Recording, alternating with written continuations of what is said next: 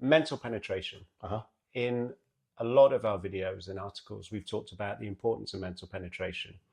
And the feedback I get is people understand the theory, but what they say is, yeah, but what's the benefit? Sure. So let's just remind ourselves about mental penetration. Yeah. So mental penetration is a score. So basically it tells you how many people who buy the category. We're not talking about people in a head office at Sainsbury's or Tesco's.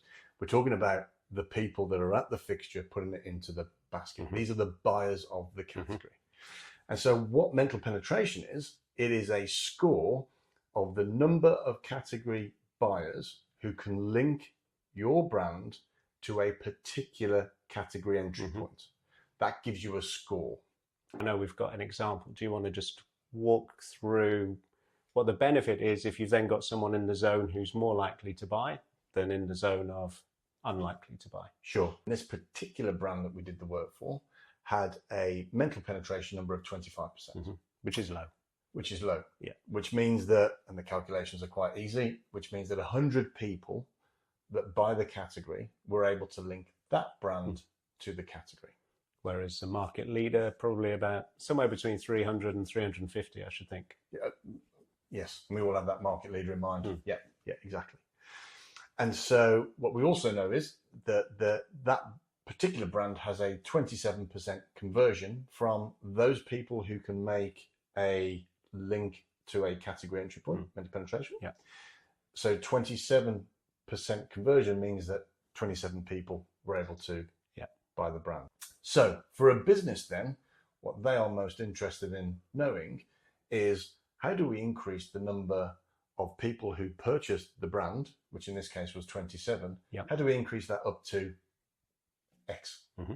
So how about we just reverse back and see how we can increase that number by what have we got to do to mental penetration to be able to increase that number. Mm-hmm. So let's say, for example, we're going to move mental penetration from 25% to 40%. So in this instance, then, you would have a mental penetration number that was at 100 and is now going to increase to 160. Yep. With the same conversion of 27%, means that you've now got 43 buyers of that brand rather than the 27. Yep. And that is an increase of 60%. So I increase my potential pool of buyers to 60% by increasing mental penetration by 15 points. Correct. Okay. Wow. That's a bit different than going into a boardroom saying I'm going to improve my friends' rate it score, or other sort of attitudinal statements that perhaps sometimes don't engage the CFO as much. Okay. We started with, I get asked the question a lot, what's the benefit of mental penetration? And I think we've shown how you can link that mental penetration analysis all the way through to a good business metric uplift. So that feels good. Hopefully we've answered that question. Now, I feel though, if I'm the CMO or the brand lead, the pressure's on me because I know that there's a prize to get after, but how do I know which category entry points I should then actually be building my mental penetration with? So there needs to be a mental availability assessment where we look at all of the category entry points. We look at them to begin with from a qualitative perspective. And there's a process that we use that understands what all of the category entry points are. But what a qualitative process doesn't do is tells you how important those are.